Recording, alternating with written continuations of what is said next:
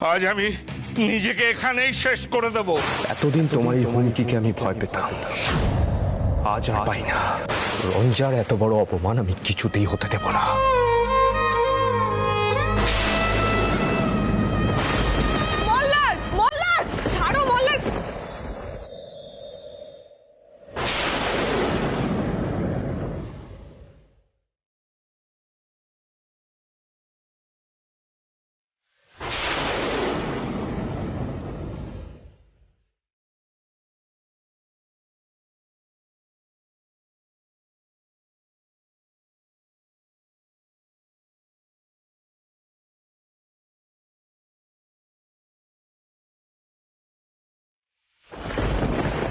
আমি সবকিছু ভেঙে চুরে কেউ আমাকে আটকাতে আসবে না। আমার এখন মাথা ঠিক নেই। বলছে এই বিয়েটা হয়নি, এই বিয়েটা মিথ্যে, হয়নি এই বিয়েটা। থামো প্লিজ। বিয়ে দেবে, বিয়ে দেবে, বিয়ে বিয়ে। মোল্লা, সত্যি বলছে। এই ফেল মোল্লা, শান্ত হও। মোল্লা, কি করছো কি তুমি? হ্যাঁ, এইসব কথা তুমি কোনো কিছু সমাধান করতে পারবে? প্রমাণ করতে পারবে কি? কিছু হবে না তো। পাগলামো বন্ধ করো মোল্লার। তুমি তো অসুস্থ হয়ে পড়বে। এই যে পণ্ডিতজি, আপনি নাকি মোল্লারকে নিজের প্রাণের থেকেও বেশি ভালোবাসেন।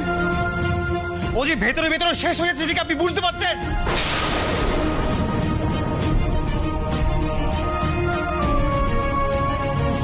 আর কাকা, মোল্লার তো তোমার একমাত্র ছেলে। ওর এই মানসিক চাপে ও যে ভেঙে চলে যাচ্ছে সেটা তুমি দেখতে পাচ্ছ না? অন্ধ হয়ে গেছো। চলো মোল্লা, এটা কখনো কিছু বুঝবে না। এসো এসো বলছি, অসুস্থ হয়ে পড়বে তুমি। এসো।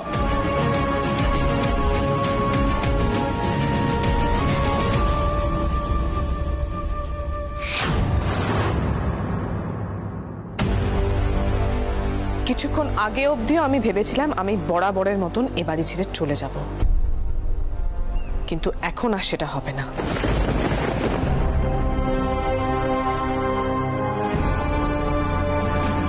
তোমার জারি জুরি এবার আমি ভাঙবো বিন্দি।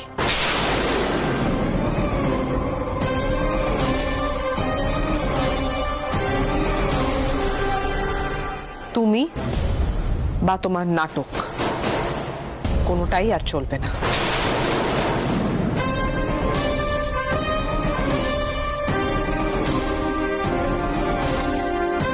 পণ্ডিতজি,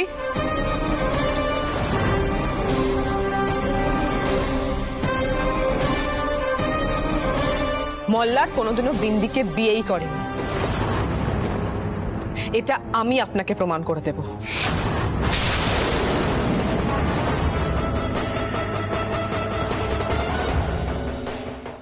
মল্লার মিথ্যে কথা বলছে না, এটা আমি আজ মন থেকে বিশ্বাস করলাম।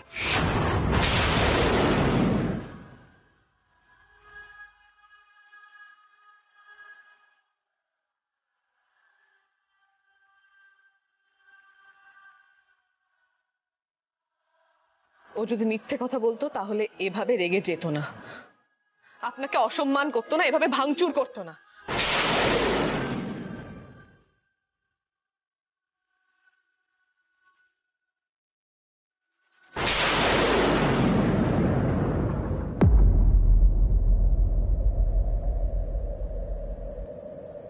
বাবা, তুমি তো জানো যে মল্লারের এই রাগটাকে আমি কতটা অপছন্দ করতাম,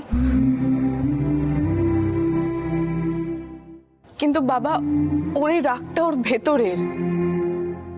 ও এতটা রেগে যাচ্ছে কারণ ওকে কেউ বিশ্বাস করছে না, সবাই একটা মিথ্যের শিকার হয়ে গেছে।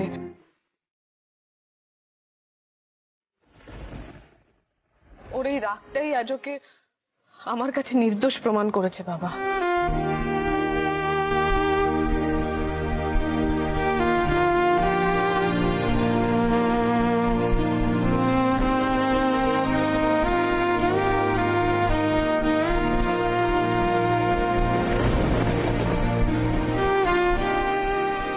তাই তাই আমি তো এখন আর কোথাও যেতে পারবো না।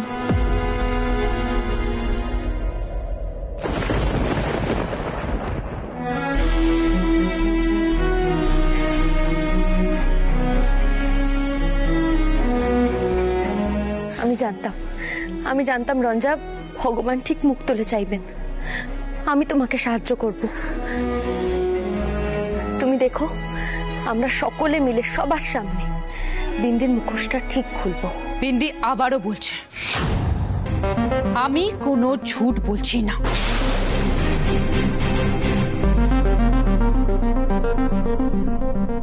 দেখি তোমরা কিভাবে সাবুত জোগাড় করো।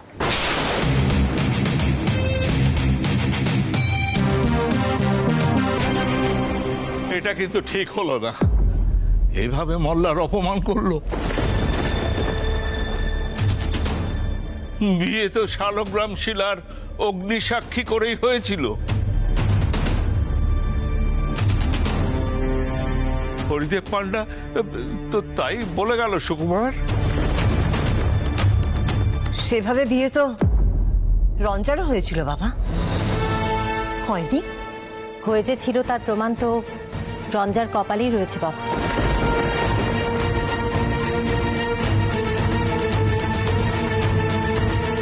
ভাঙচুরের সময় সিঁদুরটা কিন্তু রঞ্জার কপালেই পড়ল।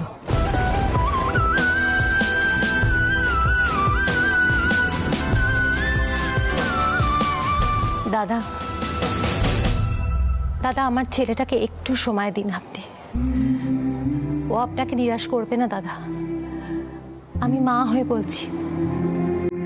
আপনার মেয়ের কোনো অসম্মানে বাড়িতে কোনোদিন হবে না।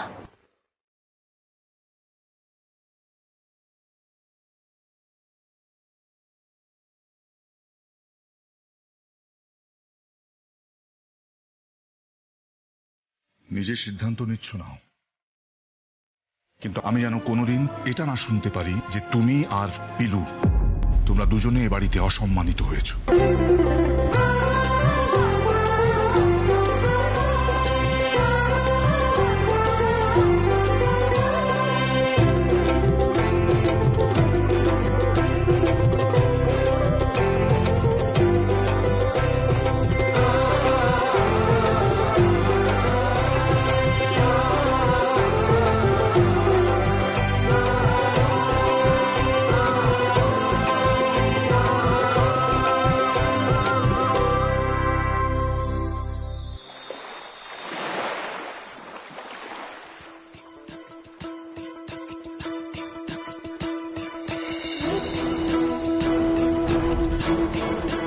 রঞ্জাকে তো আমি কোথাও যেতে বলিনি, ওর বাবা এসেছে ওকে নিয়ে যেতে।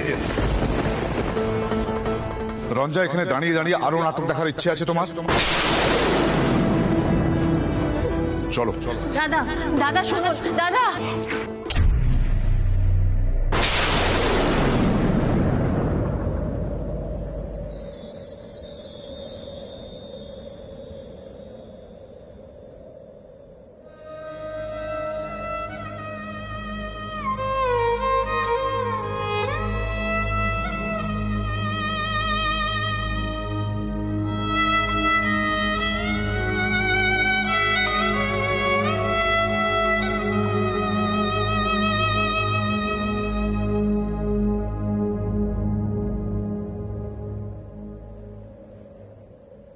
বলছি, মাথাটা কি ঠান্ডা হলো?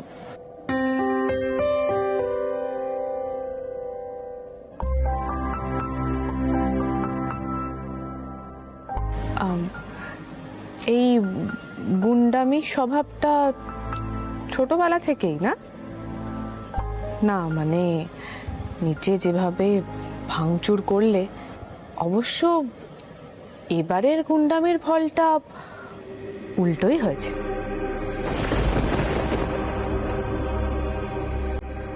কেন চলে যাচ্ছিলে? देखो ना मेरी आँखों में तुम, छिपा है तेरा ख्वाब छिपा, আমি কেউ নই।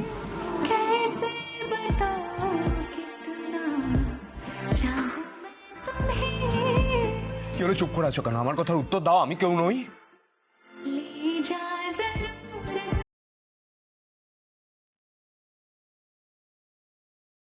আমার ভালো লাগা খারাপ লাগা থাকতে নেই।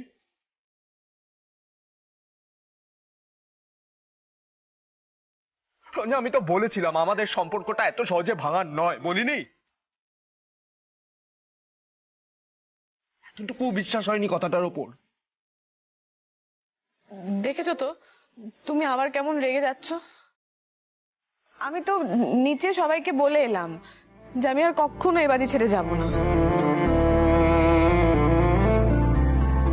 আমি তোমার সঙ্গে বেনারস যাব।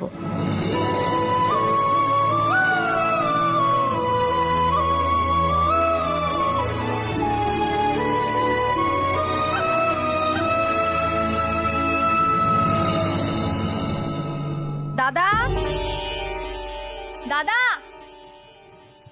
দাদা, হে কি সবকিছু ঠিক আছে তো? হ্যাঁ, সবকিছু ঠিক আছে। আইরে একটা কথা বলবো, আমাদের উচিত এই বাড়ি ছেড়ে চলে যাওয়া। শুধু শুধু যুদ্ধ করে কি হবে বলো তো? না, একদম নয়। তুমি কি সারা জীবন এই বদনামের বোঝা নিজের মাথায় করে নিয়ে ঘুরবে নাকি? তার থেকে বড় কথা, আমি তো বলছি যে আমি তোমার সঙ্গে যাব। আর বিন্দির আসল উদ্দেশ্যটা কি সেটা তো আমাদের জানতে হবে।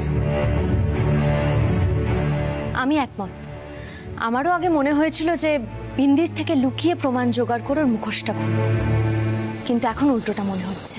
আমি না মেয়েটার সাহসের কথা ভেবে শুধু অবাক হয়ে যাচ্ছি। মেয়েটার এত বড় সাহস যে বাবা দাদু সবাইকে একেবারে ঘোল খাইয়ে দিল। আর দাদা আর ওই মেয়েটার বিয়েটা স্বীকার করে নেওয়ার কথা ভাবলো। আমি জাস্ট ভাবতে পারছি না, আমি চিন্তাই করতে পারছি না এই কথাটা। এটা কি করে মানে? ওর আমি এসব ঝামেলার মধ্যেই থাকবো না। রঞ্জা, আমার কথাটা শোনো, আমরা এই বাড়ি ছেড়ে চলে যাবো। চলো। মল্লার, সবকিছু একটা সীমা আছে। রঞ্জার কোনো সম্মান নেই। হ্যাঁ, যদি তোমাকে কেউ চোচ্চর বলে সেটাও শুনতে ভালো লাগবে? ভালো লাগবে না তো। সবাই কি বলবে? যে তুমি বিন্দিকে বিয়ে করে ওকে ঠকিয়েছো, বলবে না সেটা? সেটাও শুনতে ভালো লাগবে? এবার ভালো করে ভেবে দেখো তো আহির,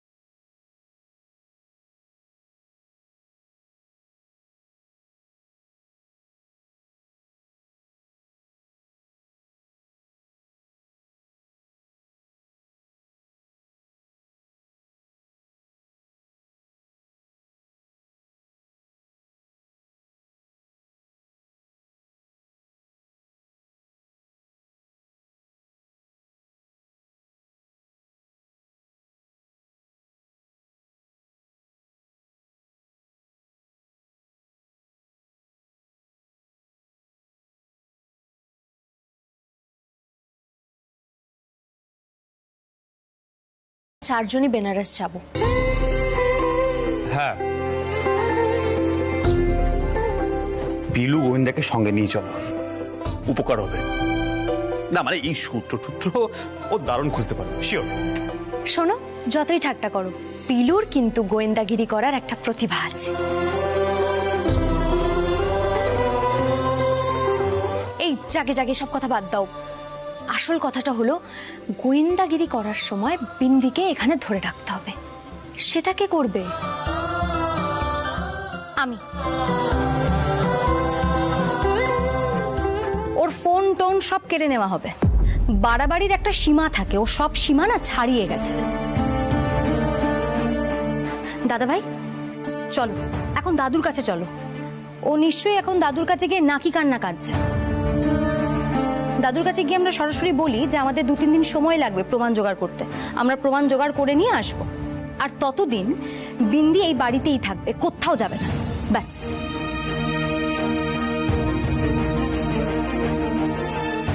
চলো, তুমি দাদুকে সবটা বলবে, বুঝতে পারলে? চলো।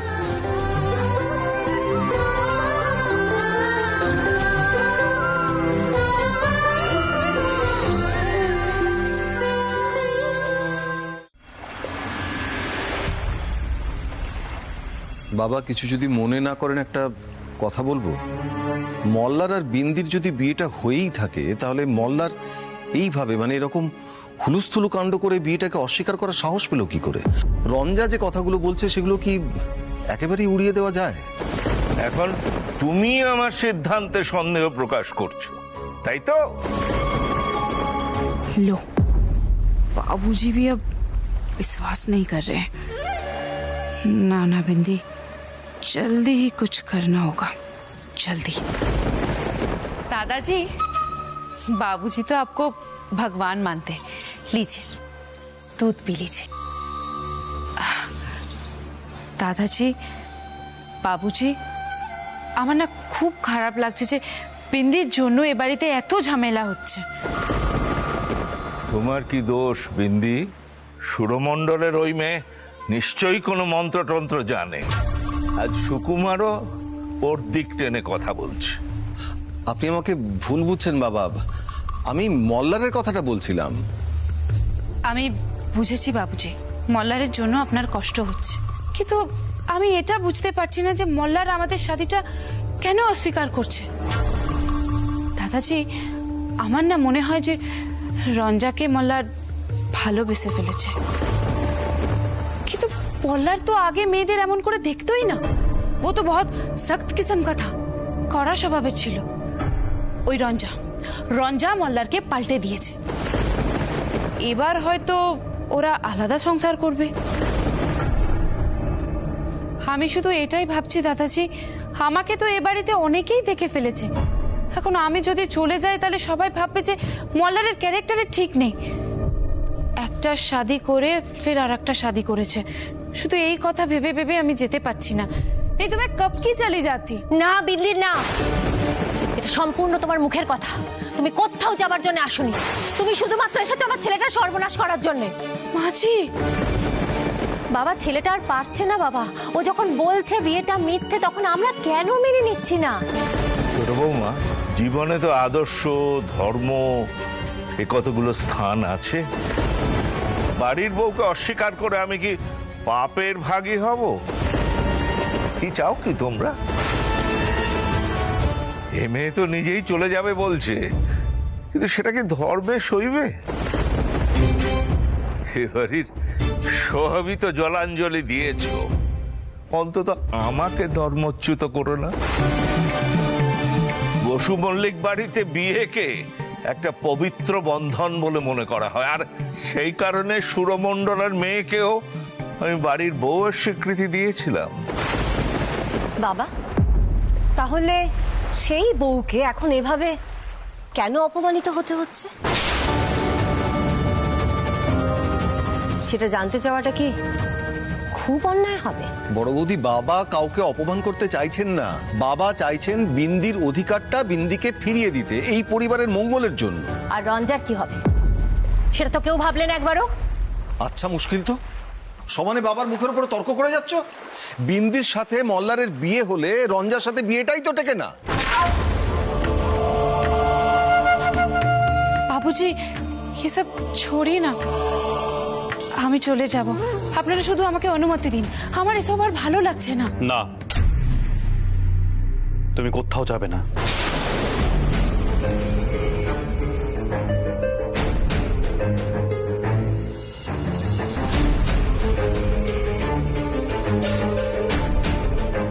পণ্ডিতজি, এবার আমি কিছু বলি। আমাকে তো এই বাড়ির বড় ছেলে হিসেবে এই বাড়িতে ফিরিয়ে আনা হয়েছিল, এই বসু মল্লিক বাড়িতে। প্রথমে এই বাড়িটাকে আমি জেলখানা হিসেবেই ভাবতাম। তারপরে আমার ভাই, বোন, ভাইয়ের বউ, কাকিমা, সবার জন্য আমি আর এই বাড়িটাকে দূরের আর ভাবতে পারছি না।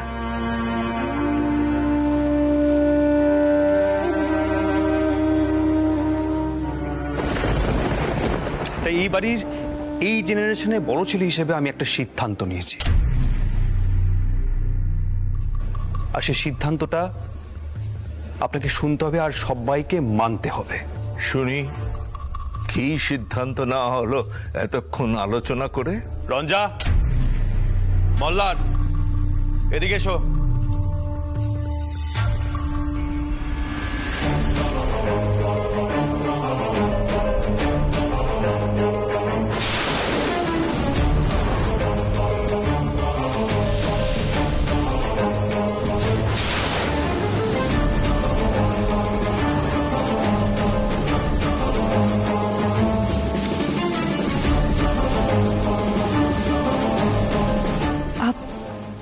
চাল দেंगे ये लोग আমার দিকে এইভাবে তাকাচ্ছে কেন?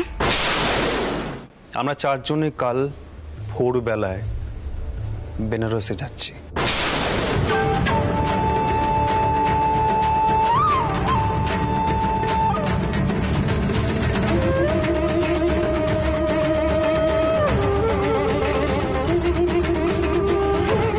আমরা বিন্দি আর মল্লারের বিয়ের খোঁজ খবর করতে যাচ্ছি, বলেই যাচ্ছি।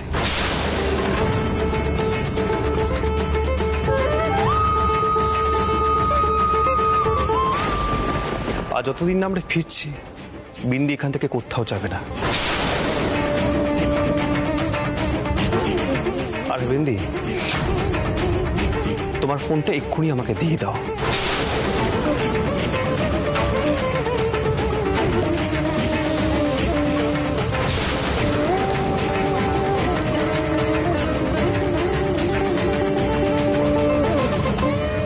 যদি বিয়ের সপক্ষে আমরা যদি এতটুকু প্রমাণ পাই, আমি কথা দিচ্ছি মল্লার আর বিন্দির বিয়েটা সামাজিকভাবে আমি দাঁড়িয়ে থেকে দেব।